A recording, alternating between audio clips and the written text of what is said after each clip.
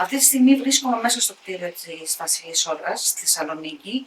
Να είναι καλά οι ιδιοκτήτες που μας αφήσανε να μπούμε έστω και εδώ, γιατί πάνω δεν μπορείς να μπεις, λόγω κατασκευής, μπορεί να πέσεις, έχουν πέσει κόσμος, έχει χτυπήσει, μπορεί να το δείξεις κιόλας και το έχουν σφραγίσει οι άνθρωποι γιατί έχουν γίνει πολλά ατυχήματα.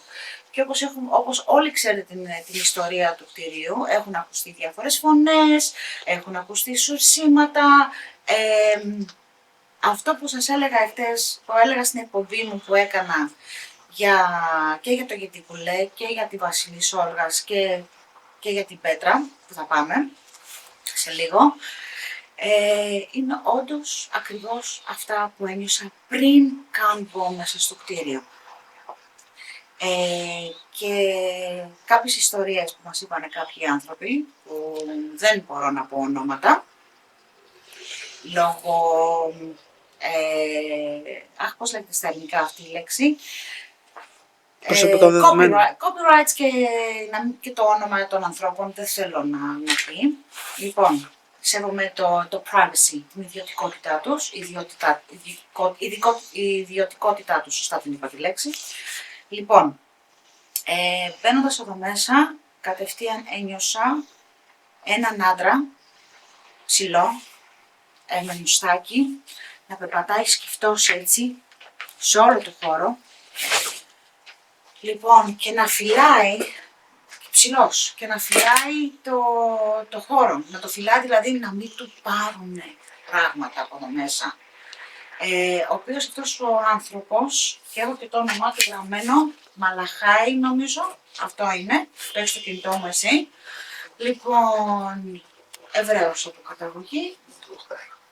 Μολδοχάη. Λοιπόν, ο οποίος ο άνθρωπος αυτός, ένας που ασχολιόταν με πολύ σκοτεινές ενέργειες, τον ένιωσα ότι ήταν σαν άνθρωπος που ήθελε να μου ρουφήξει την ψυχή. Έτσι τον νιώθεις εδώ μέσα. Τέτοιο σκοτάδι έχει μέσα του. Δηλαδή, όπως φάνηκε, μπόρεσα να δω τη φυσιογνωμία του, με το ψηλό, με το μουστάκι, σκυφτός έτσι, με τα μικρά μάτια του να κοιτάει. Λοιπόν, έβλεπε την κακία μέσα του.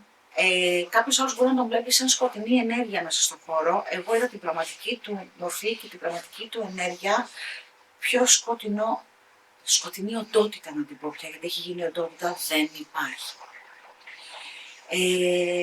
Φυλάσσονται κάποια πράγματα εδώ πέρα. Αυτός ο συγκεκριμένος ασχολιόταν με αποκρυφισμό, μαύρη μαγεία, ανθρωποθυσίες, πολλές ανθρωποθυσίες. Έχουν μωρά εδώ μέσα, είναι αυτό που έλεγα εγώ, ότι ένιωθα ότι τα θεμέλια ήταν καταραμένα και ένιωθα τον πόνο των μωρών, την εξαφάνιση από τα παιδάκια αυτά. Δεν ξέρω αν ήταν και παιδάκια που ήταν από το φαναριόν που λέμε. Δηλαδή εξαφανιζόντουσαν παιδάκια και τα έφεραν εδώ πέρα και τα... Χριστιανόπουλα, παιδιά. Και τα παιδάκια. Για να τα θυσιάσει. Και κάνουν το Πάσχα των Εβραίων. Κάναν το Πάσχα των Εβραίων. Μπράβο, το Πάσχα των Εβραίων. Λοιπόν, ευχαριστώ πολύ για τις πληροφορίες. Δηλαδή, με επιβεβαίωσε ο κύριος, που δεν μπορώ να πω όνομα και να δείξουμε πρόσωπο, γιατί σεβόμαστε τον χώρο και τους ανθρώπους εδώ πέρα που μας έδωσαν συνέντευξη, για να κάνουν το Πάσχα των Εβραίων. Δηλαδή, βλέπεις ότι είναι βαμμένα τα θεμέλια με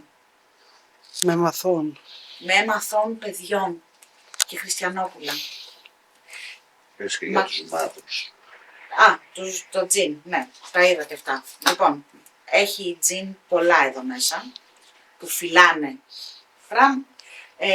θησαυρούς που δεν ανήκουν σε αυτόν. Αλλά αυτός, ο Μολαχάη που είπαμε, τα θέλει. Μολδοχάη τα θέλει. Αλλά δεν είναι δικά του. Και γι' αυτό κάθεται. Και έχει βάλει και κάθεται εδώ πέρα και δεν πρόκειται να φύγει, δηλαδή θέλει κάτι πολύ δυνατό για να φύγει αυτός από εδώ μέσα. Εσύ. Λοιπόν, αλήθεια εύχομαι να αναστηλωθεί αυτό το κτίριο, γιατί αξίζει. Εύχομαι να φτάσει εκεί που πρέπει να φτάσει και να γίνει το πνευματικό κέντρο που είναι να γίνει. Έτσι ακριβώς. Γιατί και να δικαιωθούν αυτές οι ψυχούλες των αθώων παιδιών που έχουν θυσιαστεί εδώ κάτω, γιατί τις ένιωσα το κλάμα των παιδιών, το φόβο των παιδιών, των μωρών. Αυτό το ένιωσα κι εγώ. Δηλαδή αυτή η αθωότητα έχει βαφτεί με αίμα όλο το θεμέλιο μέχρι κάτω. Να ελευθερωθούν αυτές οι ψυχούλες. Εγώ αυτό θέλω. Σταμάτησε το λίγο, για να της πω κάτι και... Έχουν βρει, κάποιοι βρήκαν εδώ πέρα και το θυσιαστήριο που θυσίαζε τα μωρά, βρήκανε μέσα μαύρα κεριά, κόκκινα κεριά, κόκκινες μαύρες κορδέλες, θυμιατά μαύρα, και λιβάνια, ναι, θυμιατά, λιβάνια μαύρα. Λοιπόν, το οποίο βρήκε και το προσκεφάλι που βάζαν τα παιδιά και τρέχε το αίμα στους κουβάδες και το περιχύνουν στα θεμέλια, σαν θυσία, σαν προσφορά. Και το πίνανε. Σαν θυσία και σαν προσφορά. Είναι λογικό να το πιούνε. Πρέπει να πάμε τις δυνάμεις. Η συναγωγή δεν γίνεται διαφορετικά, το ξέρετε. Ναι. Θέλουν χριστιανικό αίμα. Λοιπόν, αυτό εν ολίγης. Δεν μπορώ να πάω στο χώρο να κάνω άλλη έρευνα, όπως είπαμε, γιατί υπάρχει θέμα από επικινδυνότητας. Και ήδη το μέρος εμένα με έχει αρρωστήσει.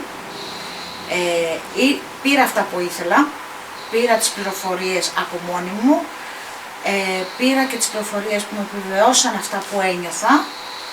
Από εκεί και πέρα αυτή είναι η Βασιλής Όλγας και εύχομαι να αναστηλωθεί ξανά, να καθαριστούν τα θεμέλια της, να γίνει το πνευματικό κέντρο που θέλουν οι άνθρωποι, να συγχωρεθούν οι ψυχούλες και να φύγουν να πάνε στο θεϊκό.